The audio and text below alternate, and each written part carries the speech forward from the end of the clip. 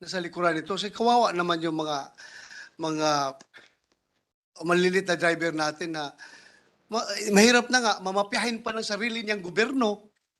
Eh kung totoo itong may mafia, dapat malaman natin ito, tulungan natin itong imbestigahan para malaman. Kasi there seems to be a scheme of everything. Pamembro ka muna ng kooperatiba, din pagkatapos sa membro, hindi ka magiging membro kapag hindi ka mag-procure yung jeep na modernized jeep.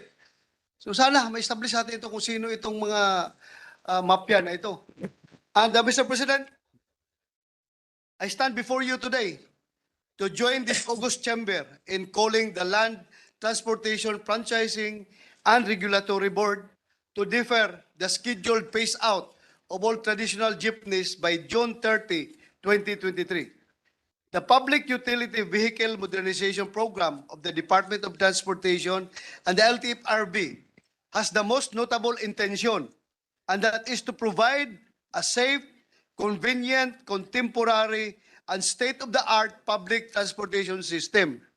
We in the government are doing our best to provide the riding public a hassle-free public transportation experience. However, we should be realistic in fulfilling this dream and acknowledge the difficulties that lie ahead. Ginoong Pangulo, kaisa po ninyo ako sa paghangad ng modernong pamamaraan at palakad ng pampublikong transportasyon. Ngunit, kailangan natin isalang-alang ang limitasyon at hirap na hinaharap ng mga driver na mga tradisyonal na jeepneys na namamayagpag sa ating mga daan sa maraming dekada na nakalipas. Traditional jeepneys, otherwise known as the king of the roads, have been the significant symbol of our busy streets in Manila.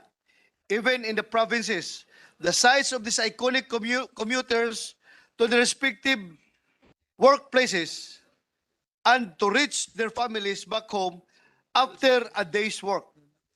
Sa kagustuhan natin na mabigyan ng modernong mukha ang ating mga jeepney sa lansangan, naiisip ba natin ang magugugol na halaga ng mga drivers, operators at maging mga local manufacturers para maisakatuparan ang tinakdang programa ng DOTR at LTFRB para sa modernisasyon ng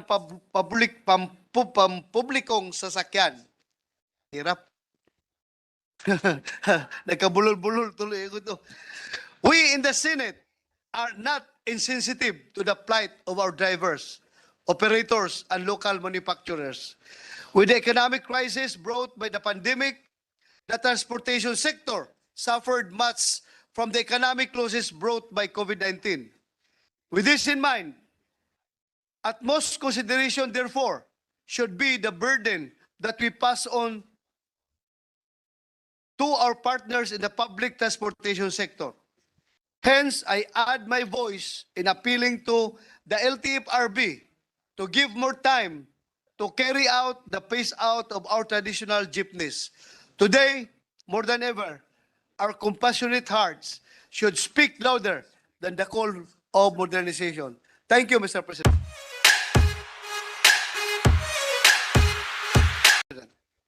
Thank you very much, sir. Thank you, Mr. President. Just a quick reaction to the statements made by our dear colleague, my good friend, Senator Bato de la Rosa. I actually wanted to put on record, Mr. President, that no less than the Secretary of the OTR himself, Secretary Tugade, before the pandemic, Mr. President, told our staff in my office, here in this August chamber, Mr. President, sa kanya mismo nang galing, ang daming mafia dyan. May mga mafia dyan, may mga corrupt dyan sa LTFRB. I just wanted to put that on record, Mr. President, that it's not just me, but even the then DOTR Secretary made mention of that words, Mr. President. Thank you, Mr. President. Thank you, Senator. Mr. President, I would also like to express I would like to recognize that, I would like to say that Senator Joel has always been active in our hearings. That's why all that he's saying is from his stock memory of what transpired. In fact, he was the one that brought out the issue that in his province, there are those that invested already in the modernization, in anticipation that the modernization will be fully implemented, bought already units to sell, but since the drivers themselves don't have money to buy the units, the ones that anticipated and invested already lost money. Di ba? Lumubog na yung negosyo nila. So that's all, Mr. President. I'd like to thank our majority leader also for taking active study and notice on this particular issue. Thank you very much, Mr. President, Madam Chair. Mr. President, next to make a manifestation is the distinguished gentleman from Cavite, Senator Francis Tolentino. I move that he be recognized, Mr. President. Our distinguished colleague from Cavite, Senator Francis Tolentino, is recognized. Mr. Chairman, I think the sponsor just left the hall. Just two questions. Just a Sorry. quick manifestation and perhaps two mini questions, Mr. President. Mr. President, as a Caviteño, Mr. President, I joined I think we should suspend for a minute, Mr. President. I'll wait for you to finish. I joined the good sponsor in advocating the restoration of the dignity of our jeepney drivers. My former life involved me several years in having daily engagements with Fedjudap, Altudap, Pasang Mazda, etc., etc. And Piston. And Mr. President, as a Caviteño, I grew up in an era wherein Leonardo Sarao from Silang, Cavite was really the king of jeepney manufacturing, Mr. President. And the same is true with Malagasang jeepney coming from Imos, Mr. President. So, naniniwala po ako na kailangan bigyan po ito ng second look. But just the same, Mr. President, I'd like to pose these two questions, lingering questions, which probably would be answered during the committee hearing to be conducted, or perhaps today, if the good lady sponsor would yield. Mr. President, how much was the government expenditure, if any, what is the total amount if there were contracted loans made concerning this jeepney modernization program? So first.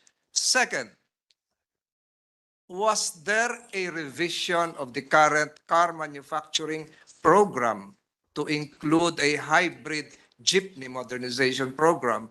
The reason why I'm asking this is because I've seen several versions. I've seen a van as big as a coaster with the nameplate jeepney. I've seen a minibus with designated as jeepney. I've seen a bigger version of a jeep with the inscription e-jeepney. So was there a revision of our existing car manufacturing program to include this program? Thirdly, Mr. President, yes. I would like to thank our colleague from Cavite. In fact, these are precisely the questions we'd like to ask in the hearing because they haven't been updating us for so long. Yun nga, tama sinabi niyo, there's no uniformity or somehow it's based on the discretion of the cooperative. And number two, yun nga, with what you're saying about the hybrid part, diba? Kasi bago na, baka naman by the time ma-modernize, hindi na modern yung Euro 4 nila, diba? So, we will ask. And how much did they loan to these corporate, or how much was already disbursed in terms of loans or support, what do you call this? Support for the jeepney drivers, how much was the total? We will get that total, hopefully, from Thank you, Land Bank, DBP, and as well as the OTR. Thank you, Mr. President. Thirdly, perhaps, were there importations processed or imported knockdown vehicles on the way, dubbed as jeepneys? Because during my MMDA days, Mr. President, I have seen several exhibits of various versions of jeepneys, different sizes, different shapes, all claiming to be the modern jeep. Are there current importation programs underway or approved previously which would impact on this program as properly explained by the good lady sponsor? Those three questions probably, if answered during the committee hearings, would perhaps simplify and explain to our colleagues why this process should be stopped, should be improved, or should be given a longer transition period. That's all, Mr. President. Maraming salamat po. Thank you, Mr. President. I think with our colleagues raising all of these different issues, it's clear that June 30 of this year is not a reasonable deadline. Thank you.